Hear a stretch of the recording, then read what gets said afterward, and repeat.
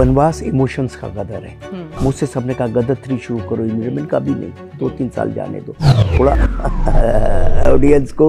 Anil Sharma is one of those director जो पिता के और बेटे के बॉन्ड को ऑन स्क्रीन लाते हैं, दिखाते हैं, बहुत खूबसूरती से दिखाते हैं और ऐसा बहुत कम देखने को मिलता है। मैंने बहुत देखा मेरे पिता को करते हुए।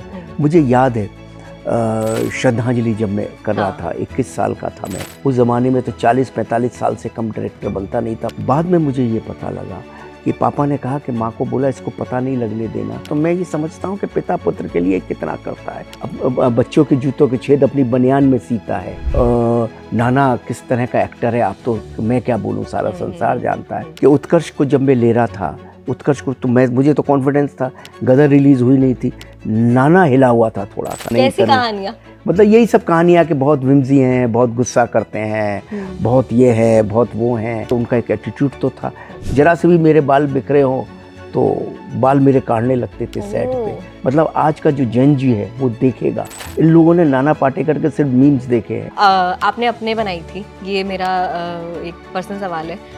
उसमें आपने धर्मेंद्र सर को कास्ट किया, सनी देओल को कास्ट किया, बॉबी देओल को कास्ट किया, जो कि रियल लाइफ में भी फादर और सन वाला रिलेशन उनका है। तीनों जब साथ में होते हैं पिता पुत्र रियल, तो थोड़ी सी मर्यादा, थोड़ी सी झिझक भी होती है। हाँ, कैसी ये दुनिया, कैसा ये संसार, अपने ही देते हैं अपनों को वनवास। ये उनकी फिल्म की एक लाइन है जिन्होंने हमें बहुत सारी आइकॉनिक फिल्में दी हैं, बहुत सारे आइकॉनिक डायलॉग्स दिए हैं। वन ऑफ देम इज एक कागज पे मोहर नहीं लगेगी तो क्या तारा पाकिस्तान नहीं जाएगा। एंड होपफुली आप समझ गए होंगे मेरे साथ कौन बैठे हैं। None other than Anil Sharma ji. Thank you very much. बहुत बहुत धन्यवाद आपका भी और सारे दर्शकों का भी। और बस दिल्ली में मध्यम मध्यम सर्दियां शुरू हो गई हैं और बस बॉम्बे से आया था तो सोचा आपसे मुलाकात कर लूं। बहुत अच्छा किया आपने। और जब मुझे पता लगा कि आपके और मेरी मुलाकात होने वाली है, उस वक्त मैं गदर देख रही थी और बहुत ही प्यारा कोइंसिडेंस था। चलिए, कैसे हैं सबसे पहले तो? बहुत बढ़िया, ऑल वेल, ऑल सेट, सब अच्छा है। All set. अच्छा, सबसे पहला बस सवाल, वनवास रिलीज की तैयारी चल रही है 20 दिसंबर को। वनवास रिलीज की तैयारी चल रही है 20 दिसंबर को। मुझे ये पूछना था, गदर मचाते मचाते आप वनवास पे कैसे आ गए? क्योंकि वनवास इमोशंस का गदर है। क्योंकि गदर से मारधाड़ कहीं थोड़ी होता है। हाँ। इमोशन का गदर तो और भी तगड़ा होता है जब इमोशनली आप घुस जाते हैं। क्योंकि क्या है कि मुझसे सवाल बहुत लोगों ने पूछा। इनफैक्ट नाना पाटेकर ने भी, गदर 2 जब बहुत बड़ी हिट हो गई, बिगेस्ट ब्लॉकबस्टर, ओरिजिनल ब्लॉकबस्टर हुई उस साल की, तो पिछले साल की, तो उनको लगा कि ये अब मैं पिक्चर वनवास नहीं बनाऊंगा, क्योंकि ये पिक्चर मैंने गदर 2 रिलीज़ होने से पहले उनके साथ कंफर्म कर दी थी। तो उन्होंने मुझे फ़ोन किया कि अनिल अब तो तू ये फिल्म बनाएगा नहीं, अब तो तू कोई बड़ी एक्शन पिक्चर बनाएगा। मैंने कहा सर ये एक्शन से भी बड़ी है, क्योंकि ये इमोशंस का गदर है और ये हर घर की कहानी है, पूरे भारत की नहीं है, 600 करोड़ लोगों की कहानी है। हर घर में माता पिता हैं, हर घर में बच्चे हैं। ये पारिवारिक फिल्म है। और क्या होगा कि अब गदर के बाद सारी दुनिया सिर्फ एक्शन बनाएगी। हाँ, राइट, तो मैं जो हो भी रहा है, तो मैं उससे थोड़ा अलग जाना चाहता हूँ। एक ही मिठाई खाते खाते अब पक जाएंगे। हाँ। मुझसे सबने कहा गदर 3 शुरू करो, मैंने कहा अभी नहीं, 2-3 साल जाने दो थोड़ा ऑडियंस को, क्योंकि इतना एक्शन आएगा, इतना एक्शन आएगा कि अब कोई ज़रूरत नहीं है उसकी। तो ये कथा ऐसी है कि हर घर में, जैसा मैंने कहा वनवास है, हर बुजुर्ग आदमी जो घर में बैठा हुआ है, 75 साल का, 60 साल का, 80 साल का, उसके लिए बच्चों को टाइम ही नहीं है। और ऐसा नहीं है बच्चे उससे प्यार नहीं करते, सब करते हैं, लेकिन बच्चे अपनी दुनिया में इतने मशगूल हैं कि वो कर नहीं पाते, चाहते हुए भी नहीं कर पाते हैं। और पहले सामूहिक परिवार होता था, तो कुटुंब होता था, तो उनके पास समय होता था। अब तो बहुत अजीब सी स्थिति हो गई। विदेशों में तो बहुत ही ज़्यादा है, फॉरेन में तो बहुत ही ज़्यादा, भारत में तो फिर भी काफ़ी ठीक है, छोटे शहरों में इधर उधर फिर भी काफ़ी ठीक है, बड़े मेट्रोपॉलिटन सिटीज़ में थोड़ा इशू है। तो मुझे लगा कि इस फिल्म को बनाना निहायत ही ज़रूरी है। एज ए डायरेक्टर मेरी जिम्मेदारी है कि जो दर्शक मुझे इतना प्यार देते हैं, पहले गदर हिट बनाई, गदर 2 हिट बनाई, और भी अपने श्रद्धांजलि मेरी पहली फिल्म से इतनी सारी फिल्में पब्लिक ने मेरी हिट बनाई, तो उनके लिए भी मुझे कुछ देना चाहिए। तो मैंने इसीलिए ये वनवास सोचा, वनवास बनाऊँ मैं। बिल्कुल। और जैसे कि आपने बोला कि बहुत ज़रूरी है इमोशनल चीज़ें भी बीच बीच में आना, क्योंकि एक्शन लगातार आ रहा है, उससे तो ऑडियंस पक गई है। और ख़ासकर कि आपकी फ़िल्मों में इनफैक्ट वनवास के ही जो टीजर है उसके कमेंट्स में मैं गई तो बहुत से लोगों ने लिखा हुआ था, Anil Sharma is one of those director जो पिता के और बेटे के बॉन्ड को ऑन स्क्रीन लाते हैं, दिखाते हैं, बहुत खूबसूरती से दिखाते हैं, और ऐसा बहुत कम देखने को मिलता है। माँ पर बहुत पिक्चरें बनती हैं, बहुत प्रोजेक्ट्स बनते हैं, बेटियों पर बनते हैं, लेकिन बाप और बेटे का जो एक काफी अनटच्ड है वो वाला टॉपिक ना, कि कैसा बॉन्ड है कैसा नहीं है। तो आप पर्सनली आप कैसा फील करते हो कि जब आप मैं ये हमेशा बिकॉज मेरे ग्रैंडफादर से मैं बहुत अटैच था, मेरे पिता से मैं बहुत अटैच, इसका मतलब नहीं माँ और दादी से अटैच नहीं था, ये नहीं है, लेकिन बहुत मैंने बहुत देखा मेरे पिता को करते हुए। मुझे याद है श्रद्धांजलि जब मैं कर रहा था, 21 साल का था मैं, और मैंने सोचा मुझे फिल्म बनानी है। उस ज़माने में 80s की बात है, 81 की बात है। उस ज़माने में तो 40-45 साल से कम डायरेक्टर बनता नहीं था। मैं 21 साल का डायरेक्टर, कोई सोचेगा ही नहीं। घर में किसी को बोलूँ मैं बी आर चोपड़ा साहब का असिस्टेंट, तो सब हंसी मजाक बनाएंगे। तो मैंने एक कहानी डेवलप की, कहानी डेवलप करके अपनी माँ के पास गया और माँ को कहानी सुनाई। माँ की आंखों में आंसू ही आंसू आ गए। तो मैंने फिर राखी जी से कैसे भी कनेक्शन किया और राखी जी को कहानी सुनाई मैंने, और राखी जी ने 10 मिनट का टाइम दिया। उनको लगा ये फंबल हो गया, ऐसा कोई मेरा फ़ैन आ गया बी आर चोपड़ा साहब का असिस्टेंट का नाम लेके। तो पर उन्होंने 3.5-4 घंटे का टाइम दिया। कहानी मेरी ओके हो गई, और कहानी मेरी ओके हो गई, घर में बोल के नहीं आया। मैंने अपने पिता को बोला कि ऐसे ऐसे फिल्म बनानी है और 2 महीने बाद इसकी डेट है। पिता के पास उतने पैसे नहीं थे, लेकिन पापा ने कहा कि चलो करो, और हमने शुरू किया। फिल्म भी बन गई। बाद में मुझे ये पता लगा कि पापा ने कहा कि माँ को बोला इसको पता नहीं लगने देना कि हमारे पास पैसों की कोई इशू है। इतनी मेहनत कौन लेके आता है एक्टर को? आज का स्टूडियो का टाइम था नहीं, मार्केट से महंगे ब्याज पे पैसा लेना पड़ता था। कौन लाएगा? कौन लाएगा इतने बड़े एक्टर को साइन करके और इतना बड़ा उसको करके? तो इसका उत्साह मत टूटने देना। अगर इसको पता लग गया कि हमारे पास पैसों की तकलीफ़ है तो ये एकदम इसका दिल टूट जाएगा, इसका उत्साह ख़त्म हो जाएगा। तो मेरे पापा ने कैसे किया होगा? उस ज़माने में 35-36 लाख लगे थे पिक्चर में, तो कैसे मेरे पिता ने किया होगा? तो मैं ये समझता हूँ कि पिता पुत्र के लिए कितना करता है। वो एक कविता है कि वो मेरा परतोष एक एक्टर है जो राइटर भी है, और वो उसकी कविता है कि अपने मतलब कि अपने जूतों के छेद, बच्चों के जूतों के छेद अपनी बनियान में सीता है। मतलब ये है पिता कितना करता है, मतलब कि कितना कुछ करता है। तो वो बहुत कुछ करता है, और हर पिता करता है, हर एक का पिता। माँ भी बहुत करती है, दोनों ही बहुत करते हैं। और जब बच्चा बीमार हो जाता है तो माता पिता दोनों अपनी दुनिया छोड़ के, या बच्चा छोटा होता है उसके स्कूल में जाना होता है तो सारी दुनिया सारे संसार छोड़ के उसके लिए लग जाते हैं। लेकिन जब पिता उस स्थिति में पहुँचे या माँ उस स्थिति में पहुँचे, जब वो बच्चा बन जाते हैं एक उम्र आने के बाद, तो बच्चों का कर्तव्य नहीं है। तो पिता का कर्म है बच्चों को संभालना। ये वनवास का भी मैंने टीजर के एंड में देखा था कि डेढ़ बित्ते के थे, उसी टाइम अगर फेंक देता तो क्या होता? तो पिता का कर्म है बच्चों को पालना, बच्चों को संभालना, और बच्चों का धर्म है पिता को संभालना। तो ये दोनों अपनी अपनी ड्यूटी समझें। माता पिता तो अक्सर समझ जाते हैं, बच्चे भी समझते हैं लेकिन कर नहीं पाते। बट यही एक जो एक इशू रह गया है, क्योंकि हर बच्चे को, आप भी हैं आज, आपको भी बूढ़ा होना है, और जो आज बच्चा है उसको भी बूढ़ा होना है, और जो बाप है वो तो बूढ़ा हो ही गया अपने बच्चे को पालते पालते, लेकिन बच्चा भी तो बूढ़ा होगा। तो हमें ऐसी सोसाइटी, ऐसे समाज का निर्माण करना है जो एक दूसरे को बैलेंस कर सके। तो ये हर माता पिता के लिए डेडिकेटेड है, हर परिवार के लिए डेडिकेटेड फिल्म है वनवास। बिल्कुल। अच्छा, अगर मैं कास्ट की बात करूं, उत्कर्ष हैं, गदर 2 में भी हमने उन्हें देखा था, इनफैक्ट काफी अप्रिसिएशन भी मिला उनकी परफॉर्मेंस को जी। और उनके साथ नाना पाटेकर। सबसे पहले तो आप ये बताओ कि why Utkarsh and Nana Patekar इन वनवास? देखिए, उत्कर्ष इसलिए क्योंकि वो रोल को डिजर्व करता है। और करेक्ट है, जैसा आपने भी कहा गदर में उसने बहुत अच्छा काम किया, तो वो फिल्म डिजर्व करता है। अच्छा एक्टर है, उसकी उम्र का रोल है और अलग तरह का रोल है उसके लिए, एकदम गदर से एकदम डिफरेंट रोल है। तो एज ए डायरेक्टर मुझे लगा वो एकदम राइट है, इसलिए मैंने लिया। और नाना के सामने हमें बहुत ही ब्रिलियंट एक्टर चाहिए। क्या होता है कि 2 बल्लेबाज अगर पिच पे खेल रहे हैं तो दोनों तरफ से रन बन रहे हो तो रन बनते हैं। तो नाना के सामने ऐसी कोई कमज़ोर एक्टर को नहीं रख सकते थे। नाना के सामने रखना है तो बहुत ही मजबूत एक्टर हो। तो नाना किस तरह का एक्टर है, आप तो मैं क्या बोलूँ, सारा संसार जानता है।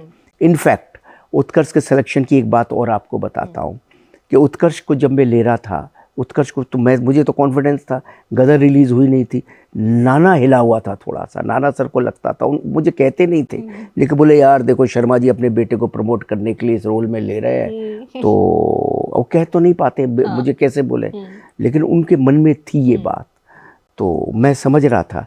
तो मैंने गदर की कुछ रीलें उनको दिखाई, 2 गाने दिखाए, झूम झूम दिखाया गाना, तो उन्होंने कहा एक दफ़े और चलाओ, और गाना देखने के बाद वो इतना प्रभावित हो गए, बोले उत्कर्ष तो बहुत ही नेचुरल एक्टर है, और मुझे बोले उत्कर्ष को मिला, उत्कर्ष को मिले, उत्कर्ष उनके पाँव छुए, उन्होंने गले वले लगाया और बोले उत्कर्ष को, बोले उत्कर्ष उस अप्रिशिएट करने के लिए, इट डज नॉट मीन, पर उन्होंने जो लाइन बोली मैं बोल रहा हूँ, उत्कर्ष तूने ये तो गाना बहुत बढ़िया किया, मुझे तो लगता है तू मुझसे बेटर एक्टर है। ओके, ये बहुत बड़ी बात है। ये नाना सर ने ऐसा बोला ना, तो मैंने उत्कर्ष ने एकदम पाँव छू लिए, ना सर ऐसी क्या बात करते हो आप काम में तो बिकता भरूं, इतना सही हूँ, तो बोले नहीं। और फिर मुझे बोले अनिल देख आज तेरे को बहुत, तब गदर रिलीज नहीं हुई है, किसी को मालूम नहीं है, बोले अनिल अगर मैं मालूम है क्यों देख रहा था ये, अब तूने कहा देखो, क्योंकि मेरी डबिंग करने आए थे, नाना पाटेकर की ओपनिंग में वॉइस ओवर है, तो वो वॉइस ओवर करने आए थे स्टूडियो में, तब उन्होंने देखा, बोले मैं ये वॉइस ओवर करने आया था, तो मैंने सोचा था तेरे लड़के को देखूंगा मैं, अगर मुझे लगा कि ये एक्टर ठीक नहीं है तो मैं फिल्म नहीं करूंगा, पर एक्चुअली मैंने तूने जो मुझे एडवांस दिया वो मैं वापस कर दूंगा, समझे ना।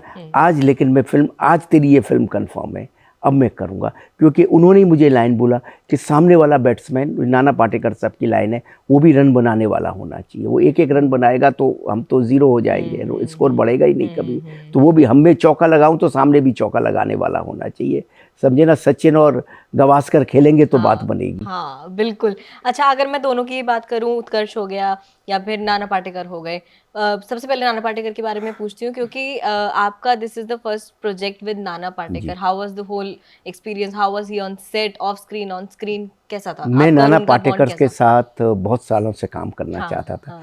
इनफैक्ट महाराजा के दौरान मुझे नारायण दास मकीजा जी जो उस वक्त के सबसे बड़े फाइनेंसर थे, उन्होंने मुझसे कहा था तू नाना को साइन कर लेगा ना, पूरा प्रोजेक्ट मैं फंड कर दूंगा। तभी मैं नाना के सर के पास गया था, पर नाना सर के बारे में इतनी इतनी कहानियां मैं सुनता था, तो मुझे लगता था यार पता नहीं मैं करूं नहीं करूं, मतलब यही सब कहानियाँ कि बहुत विम्जी हैं, बहुत गुस्सा करते हैं, बहुत ये है, बहुत वो हैं, बहुत डायरेक्टरों के साथ भी उनकी बहुत चीज़ें हो जाती है। नाना पाटेकर सुपरस्टार थे उस ज़माने में, सब बड़ी बड़ी पिक्चरें कर रहे थे, मगर उनका एक एटीट्यूड तो था। तो मैं कई बार सोचता था करूँ नहीं करूँ, करूँ नहीं करूँ, और फिर कुछ ना कुछ दूसरा प्रोजेक्ट आ जाता था। कई दफ़े गया, नाना सर प्यार भी मुझे बहुत करते थे, लेकिन नाना सर को भी लगने लगा मैं सिर्फ आता हूँ उनके पास, पिक्चर करूँगा नहीं। अच्छा। ऐसा समय गुजर गया। जब ये बनवास की स्क्रिप्ट आई तो मन में 2-3 एक्टर आए, जो भी 2-3-4 एक्टर, उनके नाम नहीं लेना चाहता हूँ, जो भी आज है, जो उस एज में है जिनके साथ हम कर सकते हैं।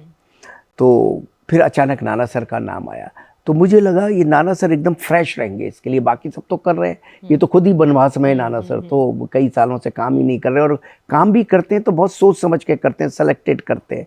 तो मैंने मेरे असिस्टेंट को बोला कि तू उसको फ़ोन लगा, नाना सर को फ़ोन लगा, मैसेज दो। तो नाना सर ने मुझे टाइम दे दिया, पूना बुला लिया। पूना बुला के हमारे पास एक 15-20 पेज की कथा थी, वो कथा हमने नाना सर को सुनाई, और नाना सर ने उसी वक्त ही हमसे हाँ कर दिया, और हम उस स्क्रिप्ट पे बैठ गए। नाना, मेरे राइटर्स, हम सब लोग स्क्रिप्ट पे बैठ गए, स्क्रिप्ट पे काम चलता रहा, और काफ़ी समय लगा स्क्रिप्ट में, तो काफ़ी समय लगा, कहानी मेरी थी तो काफ़ी समय लगता रहा, करते रहे। और नाना सर के साथ जब मैंने काम किया तो मुझे ऐसा लगा कि उन जैसा भला और अच्छा इंसान ही नहीं है कोई। वो मतलब हर बार तो वो खाना बनाते थे, यूनिट में कितनी दफ़े उन्होंने यूनिट 400-400, 300-300 आदमियों का खाना बना के खिलाते थे सबको, और इतने प्यार से खिलाते थे। जरा से भी मेरे बाल बिखरे हों तो बाल मेरे काटने लगते थे सेट पे, और इतना कमाल का उनका वो रहा। उसका वीडियो है मेरे पास, मैं भेजूंगा आपको। नाना सर मेरा बाल काट रहे हैं, वो आपको भेज दूंगा मैं दे दूंगा इसको, आपको भेजेगा। तो हमेशा ऐसा करते रहे, और काम में मतलब 9:30 का शॉट है तो 9:30 रेडी होके कैमरे के सामने खड़े हो जाते थे। कोई विम्स नहीं, कोई टेंशन नहीं, कोई नाटक नहीं, कोई ये नहीं कि मुझे यहाँ रहना है वहाँ रहना है। और सीन उनके हर रात सुबह से नेक्स्ट डे जो सीन है हम रात को उसकी रिहर्सल करते थे उनके कमरे में जाके, या कई बार सेट पे कि भाई कल अच्छा इसी सेट पे शूटिंग है तो इसी सेट पे रिहर्सल कर लेते थे शाम को और पूरा मूवमेंट सेट कर लेते थे। 2 घंटे का सीन 1 घंटे में हो जाता था। इतनी जल्दी फास्ट फिल्म बनी उन्हीं की वजह से। और परफॉर्मेंस, ओ हो जो परफॉर्मेंस का लेवल है, मतलब आज का जो जेन जी है वो देखेगा कि परफॉर्मेंस होती क्या है, एक्टर होता क्या है। इन लोगों ने नाना पाटेकर के सिर्फ मीम्स देखे हैं आजकल, सिर्फ वेलकम के देखे, इसके देखे, उसके देखे, को डायलॉग पर करेक्टर को कैसे ले जाना है थ्रू आउट फिल्म, ऐसा लगता है जैसे ये करेक्टर है। Brilliant and the best and bestest actor of India is Nana Patekar, and today's generation will watch कि what is the performance level of Indian actor। ये नाना पाटेकर की परफॉर्मेंस देख के समझ आएगा लोगों को। बिल्कुल। इवन आई होप के जिन्होंने अगर टीजर देख लिया है और इंटरव्यू देख रहे हैं तो टीजर से ही काफी ज्यादा कन्विंस हो गए होंगे कि फिल्म देखनी ही देखनी है, क्योंकि टीजर ही काफी ज्यादा टची है। अगर सर उत्कर्ष की बात करूं मैं, आप कैसी इमेज चाहते हैं कि उत्कर्ष की आगे जाके डेवलप हो?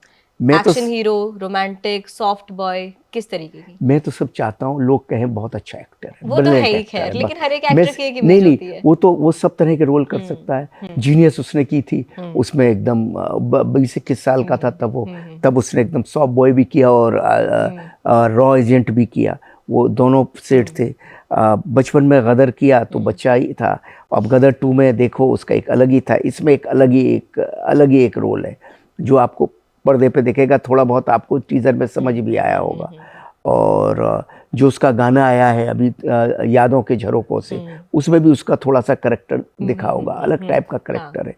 तो मैं तो चाहता हूँ वो हर तरह के रोल करे, वर्थ स्टाइल एक्टर की तरह उसे लोग जाने, क्योंकि वो उत्कर्ष का क्या है कि वो 4-5 साल अमेरिका में पढ़ के आया और वहाँ उसने बहुत बढ़िया ट्रेनिंग ली और वहाँ पे ओपन माइक्स किए, सब कुछ किए, तो हर तरह के करेक्टर किए, हर तरह की चीज़ की, ज़मीन से जुड़ा हुआ है, बसों में ट्रेनों में चलने वाला बच्चा है और आम आदमियों के बीच घूमने वाला बच्चा है, तो भारत को पूरी तरह समझने वाला बच्चा है। तो मैं चाहता हूँ ऐसी रोल करे जहाँ के वो सिर्फ बांद्रा से वर्सोवा तक ना हो या सब साउथ दिल्ली में ही ना रहे। मैं चाहता हूँ पूरे भारत में भारत की ऑडियंस से उसका कनेक्शन बने, छोटे छोटे शहरों से, तो मथुरा, आगरा, बाराबंकी, इलाहाबाद, साउथ के भी छोटे छोटे शहर, गुजरात के भी, पंजाब के भी, हैदराबाद के भी, पूरे महाराष्ट्र का भी, हर छोटे शहरों से उसका कनेक्शन रहे। तो मैं ऐसे ही चाहता हूँ कि उसको वो पूरे भारत का हीरो बने और पूरे भारत लोग उससे पहचाने कि वो बहुत ही अच्छा एक्टर है। और सबसे ज़्यादा एक चीज़ चाहता हूँ जो हर बाप चाहता है, आज लोग कहते हैं अनिल शर्मा का बेटा है, मैं चाहता हूँ लोग कहें कि अनिल शर्मा जी इसके पिता थे, पिता हैं। ओके, ये बहुत बड़ी बात है, बहुत प्राउड मोमेंट होता है किसी भी पिता के लिए, मुझे लगता है। अच्छा, खास करके अगर इस गाने की बात करूँ यादों के झरोके से, और पूरी फिल्म की भी, वनवास की शूटिंग कहाँ हुई है? शूटिंग हुई हमारी बनारस में हुई शूटिंग, और शिमला में हुई शूटिंग, और बॉम्बे में हुई। और यादों के झरोकों से बहुत ही लोग उसे प्यार दे रहे हैं, वेरी ब्यूटीफुल, बहुत ही मेलोडियस सॉन्ग है। सब कहते हैं कि यार ऐसा लगता है जैसे पुराने ज़माने की मेलोडीज आ गई, क्यों सिचुएशन ही ऐसी थी और उस सिचुएशन की डिमांड थी। आज ऐसे स्लो, ऐसे मीठे गाने बनते नहीं हैं। और बहुत सारे रैप का ज़माना है ना, बहुत सारे लोगों को लगता है ये क्या है, मतलब जो थोड़ा सा जैन जी को लगता है ये क्या है, लेकिन जब वो सुनते हैं तो उसमें इतना खो जाते हैं। आप सिर्फ यादों के झरोकों के आप गानों के कमेंट देखिए, लोग मैड हुए पड़े हैं और गाना ऑलरेडी इतना हिट हो गया है, गाना बढ़ता चला जाए, ग्रो होता चला जाए। आज मैं दिल्ली में हूँ, कल एक दो फंक्शनों में गया था, वो फंक्शनों में गाना बज रहा था। तो ऑलरेडी गाना पकड़ गया, ऑलरेडी गाना, क्योंकि रोमांस जहाँ है, रोमांस से बड़ी चीज़ तो संसार में कुछ है ही नहीं। और लड़कियां तो रोमांस को ऐसा पकड़ती है कि पूछो मत। ये बहुत है। तो ये इसको एकदम गाने को पकड़ लिया है लोगों ने। बिल्कुल। अच्छा, अगर बात करूँ श्रद्धांजलि, अपने और अब वनवास, एक ही कैटेगरी है तीनों की? हाँ, मतलब फैमिली जोन है। वो भी फैमिली जोन था। मैं अपना करियर फैमिली जोन से शुरू किया, श्रद्धांजलि इतनी बड़ी हिट हुई, उसके बाद अपने इतनी बड़ी हिट हुई, अब इसी जोन में ये तीसरी कहानी आ रही है। ऐसा नहीं है कि गदर में फैमिली नहीं थी, गदर 1 में भी थी, फैमिली बिल्कुल थी, थी, गदर 2 हाँ। में फैमिली थी, फैमिली के बिना तो फिल्म बनती नहीं, लेकिन ये फैमिली सेंट्रिक फिल्में है तीन। पर जब आप एक्शन बनाते हो और इमोशनल वाली चीज भी बनाते हो, इमोशन से रिच, आप पर्सनली किस पे ज्यादा फोकस करते हो, एक्शन पे या मैं इमोशंस तो पे? पूरी फिल्म पे फोकस वो तो करता हूँ। आपका पूरी है फिल्म में इमोशन है हाँ, हाँ, तो हाँ। इमोशन पे फोकस करना पड़ेगा, और फिल्म है तो जो सीन होगा उस सीन पे फोकस करना पड़ेगा। कॉमेडी होगी तो कॉमेडी पे फोकस करना पड़ेगा। पर बनवास की जो बेस्ट पार्ट है, बनवास देखने से, टीजर से आपको लगती है बहुत संजीदा सी फिल्म है, लेकिन बनवास उस कड़वी दवाई की तरह है जिसको कि मिठाई में लपेट के पब्लिक को, मरीज को दिया जाता है, उस तरह से, क्योंकि बनवास फुल टूस एंटरटेनमेंट है। अभी एक मेरा गाना आने वाला है अगले हफ्ते, वो आप देखिए, वो गाना देख के, नौटंकी का गाना है, वो गाना देख के आपको लगेगा अरे ये इस फिल्म का गाना कैसे है। अच्छा। तो क्या है कि हीरोइन जो है मेरी वो नौटंकी वाली है, सिमरत है, बहुत अच्छी एक्टर है, तो बहुत अच्छा काम किया उस लड़की ने। तो वो इस तरह से पिक्चर बहुत एंटरटेनमेंट के साथ चली है। पिक्चर में नाना सर ने खूब हंसाया है, उत्कर्ष ने खूब हंसाया है, सारे कलाकारों, राजपाल भी है उसने भी खूब हंसाया है, सारे कलाकारों ने खूब हंसाया है, और हंसी के माहौल में, हंसी के रैपर में रैप होती हुई इमोशंस आपके दिल में उतर जाती है। और लास्ट में जब पिक्चर ख़त्म होती है, जिन्होंने भी रशेज देखे हैं, या मैंने बनाई है, मैं खुद भी जब एंड में आता हूँ तो ऐसे पिक्चर को देखते रहते हैं, 2 मिनट के लिए आप खामोश हो जाते हैं और पहला काम करते हैं, यार बहुत दिन हो गए, सबसे पहले पिताजी से बात करूं, माँ से बात करूं। आपके मन में पहला भावना यही आती है और आप यही करते हैं। और पिता माता अगर कोई पिक्चर देख रहे हैं तो कहते हैं यार मेरा बेटा किधर है, उससे मैं बात करूं। तो ये जो एक फैमिली बॉन्ड है, ये फैमिली बॉन्ड और खिलेगा इसके बाद। भारत का दुनिया में परिवार, हर कोई अपना बच्चा, अपने माता पिता को प्यार करता है, हर माता पिता बच्चों को प्यार करते हैं। थोड़े बहुत हैं जो नहीं कर पा रहे होंगे, नहीं, या मजबूरियां रही होंगी, उनका भी कोई दोष नहीं है, लेकिन आपको अंदर अचानक एक फील आता है, नहीं यार कुछ समय मैं अपने पिता के साथ गुजारना चाहता हूँ, अपनी माँ के साथ। और ये एज अ फिल्म मेकर एक बहुत बड़ा अचीवमेंट है अगर आप किसी के इमोशंस को चेंज कर दें। हाँ, आप नहीं, इमोशन चेंज नहीं कर रहा हूँ, इमोशन तो है आपके अंदर, वो थोड़ी सी धूल हटा रहा हूँ, एग्जैजरेट कर दें, धूल हटा दें, धूल हटा रहा हूँ। थोड़ा सा आप अपने काम में इतना मशगूल हो चुके हैं, आपको बस वो ऐसी है हर किसी का। अब आप दिल्ली में रह रहे हैं, आपके पेरेंट्स कहीं दूसरे शहर में रह रहे हैं, तो वो आपको एक वैक्यूम तो आता ही है ना, आता ही है वो तो। ठीक है, आज फेस टाइम है, आप रोज बात कर लेते हैं, सब कुछ है, लेकिन फिर भी करीब पास छूने का एक अलग फील होता है, गले लिपटने का एक अलग फील होता है। अच्छा, आपने अपने बनाई थी, ये मेरा एक पर्सनल सवाल है, उसमें आपने धर्मेंद्र सर को कास्ट किया, सनी देओल को कास्ट किया, बॉबी देओल को कास्ट किया, जो कि रियल लाइफ में भी फादर और सन वाला रिलेशन उनका है। और अब आप जब उत्कर्ष को गदर 2 में आपने काम करवाया सनी देओल के साथ, हालांकि वो गदर 1 में भी थे, इसके बाद अब नाना पाटेकर के साथ वही बॉन्ड है, पिता वाला पुत्र वाला। क्या फर्क आता है जब 2 एक्टर असल जिंदगी में भी वही रिलेशन शेयर करते हैं और आपको स्क्रीन पे उन्हें उसी में दिखाना है, और जब 2 एक्टर जो असल जिंदगी में कोई रिलेशन नहीं है और आपको स्क्रीन पे वैसा रिलेशन दिखाना है? देखो, वो तीनों का क्या था, बहुत इमोशनली कनेक्टेड है, पूरा परिवार है, एक्चुअली वो अपने ही है। हाँ। तो वो जब करते थे, वो दिखता है, तो वो एक्टिंग नहीं होती थी, वो तीनों जब लिपटते थे, हंसते थे, मजाक करते थे, तो बहुत रियल, बहुत नेचुरल था। उस वक्त उन एक्टरों को आपस में काम करने के लिए कोई मेहनत नहीं करनी पड़ती, बहुत नेचुरल होता है।